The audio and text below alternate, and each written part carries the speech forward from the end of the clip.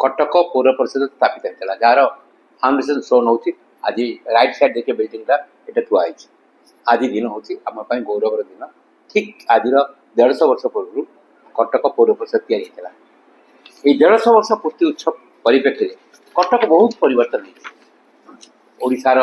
वाणिज्य केन्द्र राजधानी भाव में 1000 वर्ष गौरव सहर भाव में कला संस्कृति साहित्यर सहर भाव में कटकर बालीजात्रा नौ वाणिज्यर गौरवर गाथा सहित कटक सहर गोटे बड़ गौरवर आधार उपर कटक अग्रसर होती 150 वर्ष भितर कटक नुआ रूपरेखा जातीय मानचित्र को अग्रसर हो से 150 वर्ष पूर्ति उत्सव उपलक्षे महानगर निगम आज स्वतंत्र काउंसिल बैठक बसला किंतु आज फाउंडेशन डे था वर्ष तमाम ठीक 2027 जुलाई 4 तारीख पर्यंत एक वर्ष धरी ये कार्यक्रम संगठित हम 4 दिन शहीद भवन में बड़धरण उत्सव होती माननीय नगर उन्नयन मंत्री ये उद्बोधन देवे आहार केन्द्र बड़ मेडिकल उद्घाटन हम एवं डॉक्टर कृष्णचंद्र महापात्र महोदय से दिन अगस्ट 8 तारीख दिन ना मैंने जुलाई 8 तारीख ये जुलाई चली ना बर्तमान यही 8 तारीख ये आरंभ है ये 8 तारीख शहीद भवन में बड़धरण कार्यक्रम रही डॉक्टर कृष्णचंद्र महापात्र नगर उन्नयन मंत्री सी जोगदेवे एक्स चेयरमैन जो थे डेपुटी चेयरमैन थे एक्स मेयर थे डेपुटी मेयर थे सम्मानित कर विभिन्न कार्यक्रम से अनुष्ठित हम जुलाई 8 तारीख आउ 4 दिन पर शहीद भवन एवं जुलाई 14 तारीख दिन ओडिशार बृहत्तम और अत्याधुनिक लाइब्रेरी जहाँकि पाखापाखि 50 कोटी टंका विनियोग कर 2000 पिला बसवा सुजोग अच्छे ये लाइब्रेरी की उत्सर्गित करेंगे मान्यवर मुख्यमंत्री श्रीयुक्त मोहन चरण माझी एवं से दिन ये 150 वर्षर लोगो उन्मोचन करेंगे मान्यवर मुख्यमंत्री छड़ा ए वर्ष बालीजात्रा कटक इन कटक 10 दिन धरी 150 वर्ष पूर्ति उत्सव महानगर निगम पालन कर कहे कटक महानगर निगम हो सीएमसी ना ना परिवर्तन आज भी है नोटिफिकेशन जरिया कटक महानगर निगम ताको पालन कर विभिन्न सांस्कृतिक कार्यक्रम वितर्क नाचकूद संगीत कार्यक्रम सेमिनार बुद्धिजीवी मान अवार्ड एवं एसएचजी ग्रुप स्टल गोटे आकर्षणीय केन्द्र थी बालीजात्रा भितर कटक इन कटक पूरा महानगर निगम ताको परिचालना कर छड़ा जिते बुद्धिजीवी अच्छा बुद्धिजीवी मान को लेकिन 10टी प्रतिमूर्ति उपस्थान हम एवं बड़ बड़ पार्क गोटे हूँ बाईमुंडी पार्क कटक को जी पथर मत या ना कटक परिचय बाईमुंडी ना प्रतिमूर्ति गोटे पार्क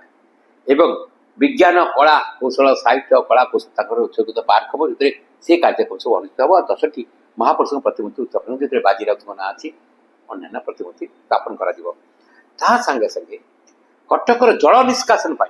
वर्षा जल निष्कासन बीएसडब्ल्यू ड्रेन 5टी 550 कोटी टंका सांक्शन होती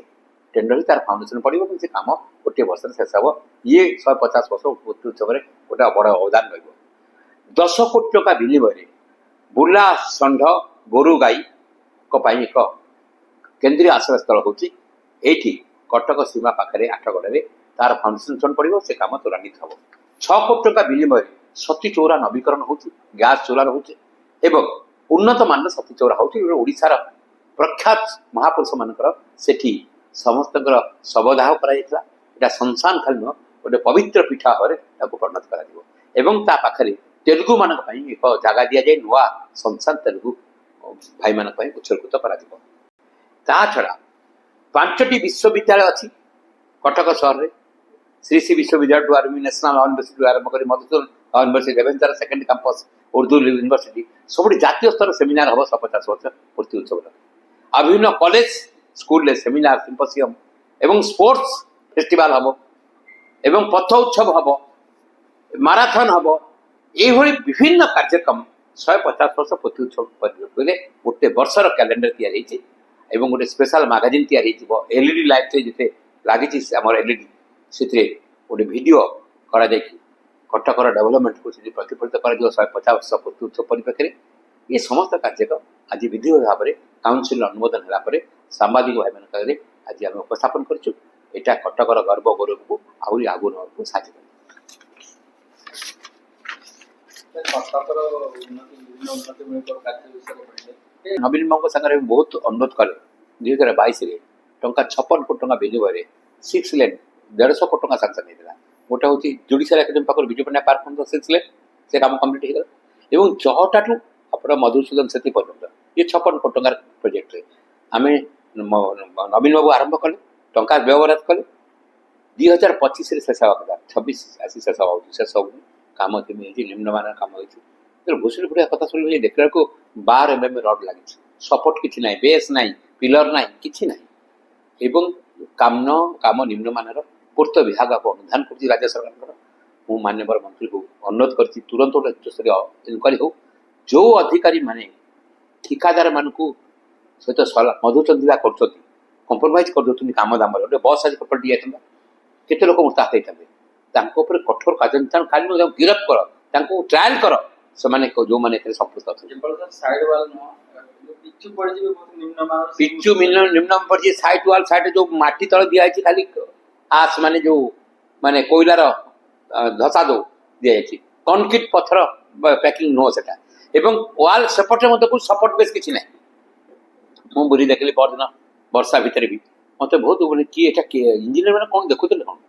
ତା ପଛରେ ଯେଉଁ ପିଲର ହେଇକି ସପୋର୍ଟ ବେସ୍ ହେବା କଥା, ସାଇଡ୍ରେ ପଥର ପ୍ୟାକିଂ ହେବା କଥା, ତାମାନେ ପିଲରଟା ଯେଉଁ ୱାଲ୍ ହେଇଛି ୱାଲ୍ଟା ସପୋର୍ଟ ପାଇବ, ୱାଲ୍ ସପୋର୍ଟ କିଛି ନାହିଁ। କେତେ ଲୋକ ଧନ ଜୀବନ ସହିତ ଖେଳ ଖେଳାଯାନ୍ତି, ତାର ଉଚ୍ଚସ୍ତର ତଦନ୍ତ ହେଇ ତାଙ୍କ ଉପରେ କଠୋର କାର୍ଯ୍ୟାନୁଷ୍ଠାନ ନେବା ପାଇଁ ଆମେ ଦାବି କରୁଛୁ।